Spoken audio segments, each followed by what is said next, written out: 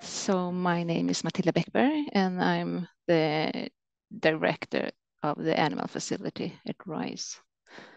I'm happy to be here, and I always thank people that invite me to give this kind of talk. And as you see on the title of the presentation, my main focus will be on the R that relates to refinement, even though parts of it also have a connection to reduction. But mostly refinement in the lab I'm responsible for. And I have given a number of these kind of talks last fall, and I think it's about my 10th lecture on refinement at RISE during the last couple of months. And I have understood there is an enormous demand from researchers to learn more about 3R techniques, especially from the continent. So most of my talks have so far been abroad. And just to give you an idea how great the interest is for our 3R and refinement work is, I can say I've had several hundred listeners during my presentations. And that's an indication that there is a dedicated group of researchers, and there is an understanding that good handling of research animals is a benefit in many respects. And I really love the times when we make our clients, customers, collaborators understand that refined methods and working techniques with laboratory animals improve the outcome of the preclinical in vivo studies. So that's a real satisfaction. I had a customer dialogue last week where we discussed the study design in a hormone project, and where the customer had carried out studies with the zero company and got very, I would say, scattered results, difficult to interpret. And the test substance needed to be administered after fasting. And what they have missed was that the fasting period was set to be extremely long, to the point that they had to put the animal in a state of starvation. And that was not needed, according to us. It was not good research at all. Starvation creates stress, and stress affects the hormonal response. And I'm absolutely convinced that our proposed improvements to the study design will mean that the substance will be tested in calm and curious animals, and the results will be reliable and useful for the company in their journey towards clinic and the market. So how do we handle the research animals at RISE? I will have it primarily focus on our refined techniques and study procedures, and my presentation is filled with videos that will exemplify that very well. So first of all, I would like to introduce you to my hero. I would say that the person on these pictures is the star and the heart and the brain behind the refinement work at RISE. She's a colleague of mine, and she was recruited to RISE 5 years ago to build the animal facility and set the working principles to meet today's requirement for study quality. And these photos, as you probably see, is from, it's a time ago. They're both from 1977, and gives you an understanding how long she has been in practicing refinement work, which is not limited to rodents that we have in our lab today. And she has also applied refinement to pigeons and squirrel and monkeys. So RISE and Marie's principles and commitment to refinement and animal welfare are the cornerstone of RISE animal laboratory operations. So in the department I represent, it's called Chemical and Pharmaceutical Safety. We are about 35 researchers and technicians, and we offer complete safety solution for bringing new pharmaceuticals and chemicals to the market. And we are a certified GLP toxicity analysis laboratory, and we can offer in vivo studies meeting the regulatory criteria.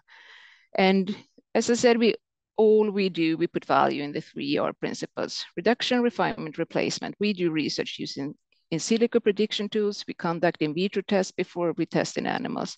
And within the same building as the animals, we have both the bioanalysis and the pathology lab. And RISE has about 200 scientists working in pharmaceutical development research, primarily preclinical. But I would say we can serve you with relevant expertise in each stage, from idea to safe product. So our main site when it comes to this kind of research is in Södertälje, south of Stockholm, in former AstraZeneca facilities. And so that's where we have the animal lab. And the lab is about 2,000 square meters, and we keep mice and rats. I have 15 employees in my team. Most of them have long experience from industrial pharma and GLP studies and safety studies, primarily GLP studies. But at RISE, the team has broadened its competence, and we conduct various preclinical studies. For example, it could be efficacy, kinetic, or pharmacology studies. So I will take you a tour to show you how we work at RISE and hopefully give you an understanding how refinement and enrichment can improve your study. So refinement for us, that means that we always do our utmost to make the animals as comfortable as possible during the stay with us, which means that we are always open to all suggestions and can improve animal welfare. We carefully analyze and follow up on every animal test and session that is part of our lab activities. So with this kind of reflection and inspiration, we also develop new method, techniques, and approaches. So this is a body weight session in a GLP study. Appreciated activity for both the people that work with the animals and the rats. And this is how we keep our rats. We have modified old rabbit cages to rat cages, and we call them family cages. We can keep up to 10 rats in each case. And these cages, they can climb, they can balance, they can hide if they feel a need to. They also have a box to dig in and a hammock to sleep on.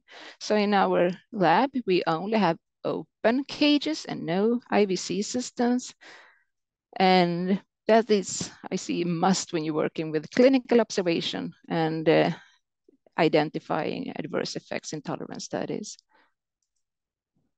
And when the rats have moved into rabbit cages, our mice have moved into the vacant rat cages. So these cages have more space and height than traditional mouse cages. And also mice can live up to 10 animals per cage.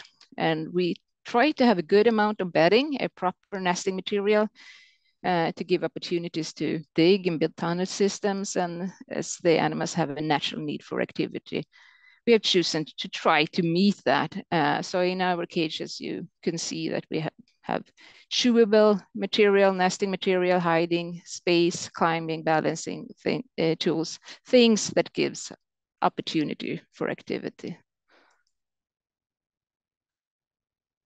So in this video, we show when we unpack the mice at arrival at RISE, we lift them slowly and carefully out of the boxes, no chasing, no tails, and pick them up in the tails. We do not do that in our lab. We give them time to calm down in our hands, and then we introduce them to the vet bed. And the vet bed is like snuttefilt in Swedish, and that accompanies the animals throughout the stay and all the study procedures. So usually the animals are about 8 to 10 weeks at study start, and that means that we order them at least 3 weeks earlier for acclimatization. when we have mouse males, we sometimes need to let them arrive as early as possible to secure that they can be group housed. So the key to building trust with the animals and working with calm and curious animals in a sharp study is to start the handling and training from the start. So preferably it starts already at the breeder. We don't breed any animals ourselves, so we buy them. And so otherwise that means that we start using our hands with animals at the day when we unpack them. And so what is important? Handling from 3 to 4 weeks of age, both mice and rats, and about the time they wean off. And we pick up animals without letting them feeling chased. We give them the nice first impression as possible and to the new environment and the new people. And we also use that vet bed as an aid in whatever we do. So the main focus is to building trust with us and the environment. And we handle the animals with respect and we handle them carefully. So in our observation boxes is perfect for study the animal's behavior initially. During the acclimatization period, the boxes are very much appreciated by the animals. They contribute to the well-being as they give them extra activation.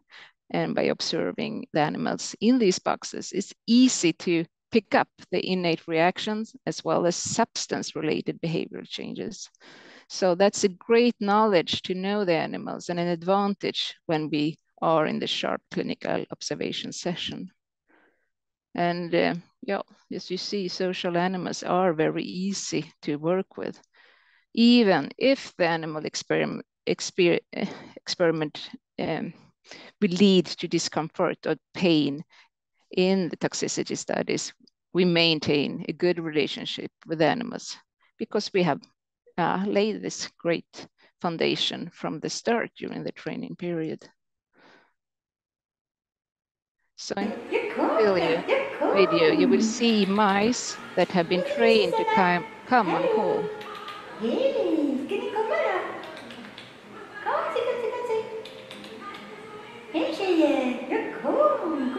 So that's possible to do as well. And some mice, you'll see there is some candy on the table. And some mice more enjoy just climbing. It's something for everyone.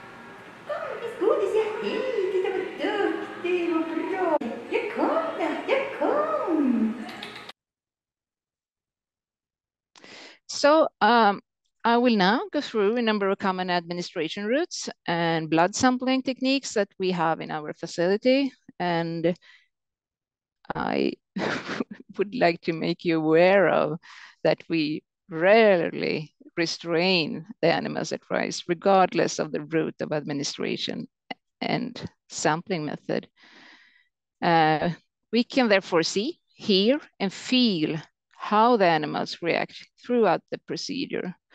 And I just want you to believe me, this is a huge advantage when it comes to the kind of studies that we perform with, where we observe the clinical symptoms and want to identify the adverse behavioral reaction. So we start with the problem. This will be a video from an oral dosing on an untrained rat, or should we say a traditionally handled rat, what that will lead to.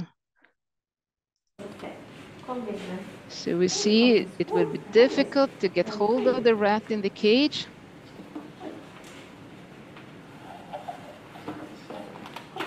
And he struggles, and you will hear it vocalizes.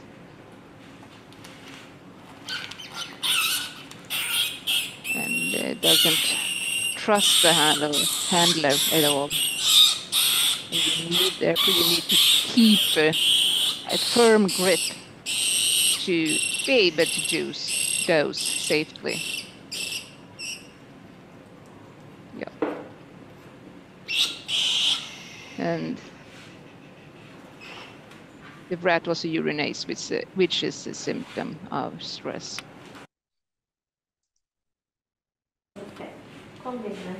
You don't need to see that another time.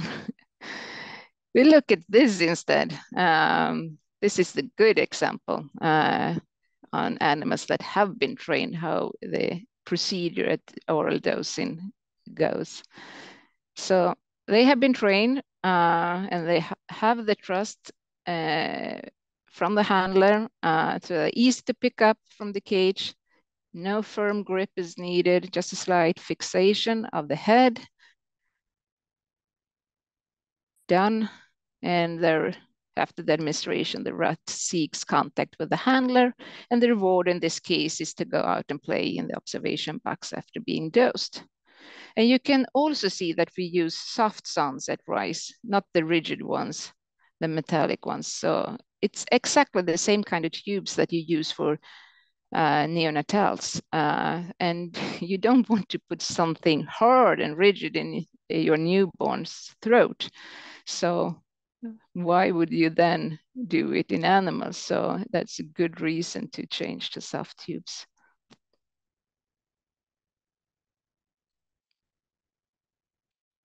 Very quickly dosed animals, I would say.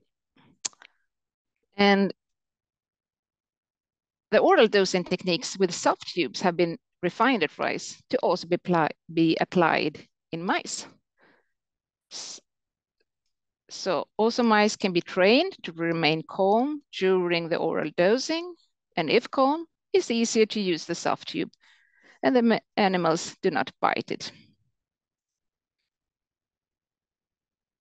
And then we have the subcutaneous dosing. This mouse has been trained to sit on the vet bed on the table. You will see it will feel the injection.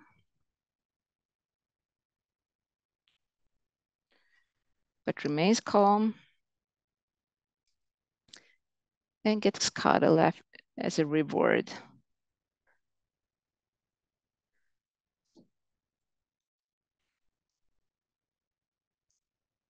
And some mice might prefer to sit in the hand rather than on a vet bed and to have its cage mates around. So in this video, we are two people working with the mice, but it's very easy to also work alone if they are trained. And here is a dosing session in a GLP study on Wistar male rats. And the fusion time in this study was 3 minutes.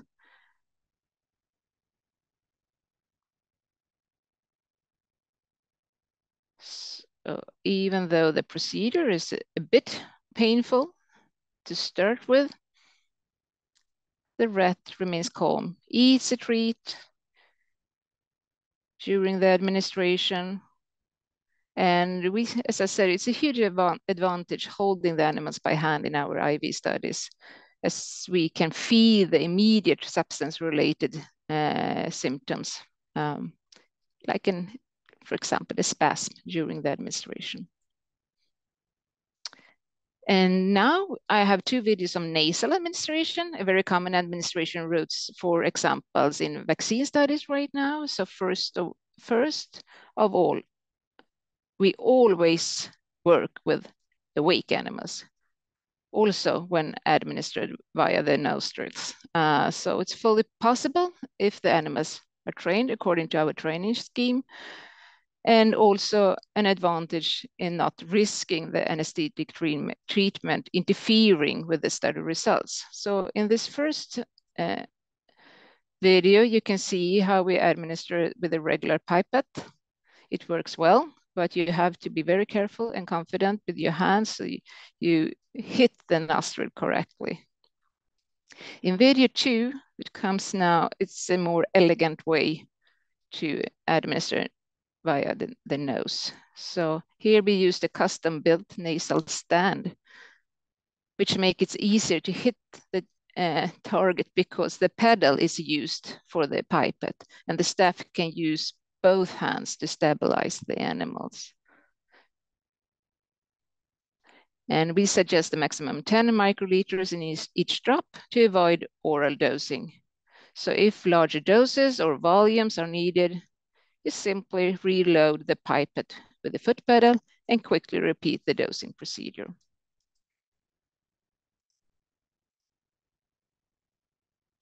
Now I will show you an example to avoid again. It's blood sampling on an untrained animal. And this is quite common in many animal facilities around the world, including in Sweden. And the rat, as you can hear and see, is stressed by being put in the restrainer, struggles and has,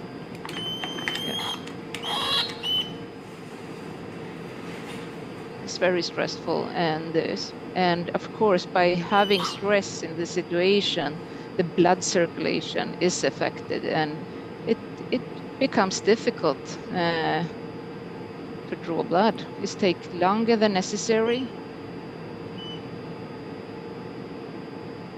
And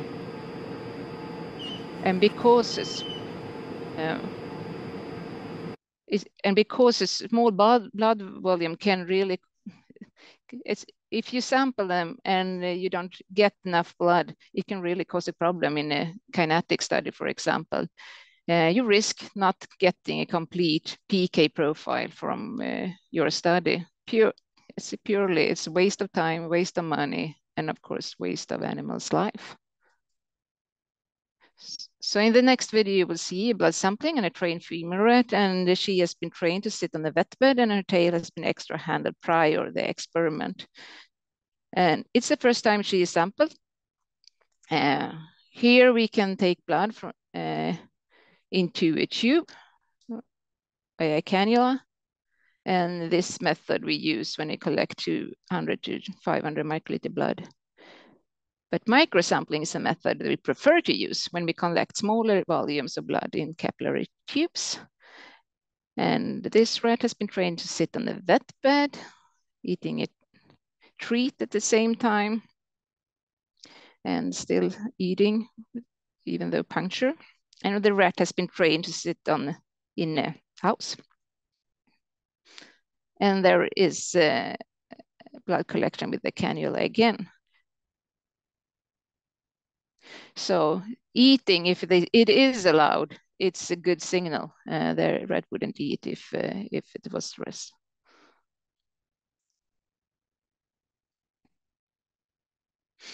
So here we see a video clip on blood sampling from 2 different mouse strains. Both mice are used to hands. The training procedure is the same for rats and mice. However, the grip is not necessary to train before the sampling procedure for mice. So mice tend to get scared when being restrained also by hands. So it's better to postpone this until the mouse really trusts you as a handler and your hands. And as you will see that both mice in this video clip are relaxed and trust the handler, although the grip has not been trained before the sampling occasion. So I said we use capillary microsampling if possible in our animal testing. A microsample generally refers to sample about 35 microliters. This technique is another noteworthy refinement procedure where we are collecting small blood volumes, but still sufficient for bioanalytical quantification. So microsampling is given scientific as well as 3R benefits. So this reduce the pain and stress lab animals may endure from standard blood sampling, but it also reduced the number of animals in the study. So the small sample volume required enables samples to be taken only from the main study animals, which avoid the use of satellite animals. Satellite animals are extra animals dosed as per protocol, and they are used exclusively for blood sampling to fulfill the need for the evaluation of kinetic characteristics of the test compound. And This is a picture from our whole body monitoring system that is installed in our lab in Södertälje. By using a bioluminescence camera from mice and rats, we can follow the disease progression or efficiency of treatment in preclinical research. So by allowing longitudinal measurements in the same animal, we minimize the number of animals used per experiment, but still perform study consistent with the scientific aims. And now we come to the final end, the endpoint, our farewell. As we invest a lot of time and love in our laboratory rodents during the stay with us, it's equally important to invest in a human endpoint. So first, I must underline that we cannot train the animals for or avoid this moment, but nevertheless, it's always it must be done according to the 3R principles. So, and that's why we don't want our animals' last feeling to be leaving us with pain or fear. And we euthanize the animals one by one in the room. And we anesthetize the animal with isoflurane, not carbon monoxide. And when unconscious, we cut the carotid artery to make sure the animal is dead. And as you see, the vet bed is with them at the endpoint as well.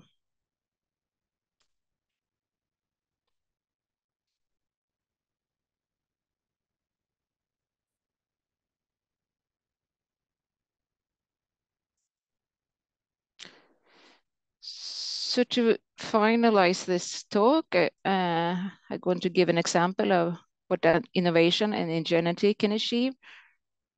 Results that can take experimental animal activities to a new level. And this is one of our innovation. We call it the mouse lift. So it's appreciated by the animals, but you can also be useful if you move the animals from one station to another and if you do a welfare check. And it's also good for people that are a bit scared of mice. So we sent this mouse lift to an animal welfare challenge and we won the first prize. So at RISE, we invent new nourishment for our animals from leftovers of, for example, modifying rabbit cages to family rat cages. And the grid is a network of stainless steel.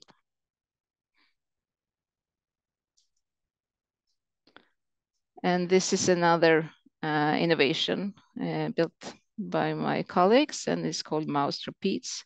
And mice love to climb and balance and seem to prefer also moving objects. So it's also built of, as you can see, stainless steel. And this innovation also won the first prize in the challenge. It was the Janet Wood Innovation Award from Datesend. It's supposed to be in the market that you see to the right, but still not there. Hopefully it will be produced in the future.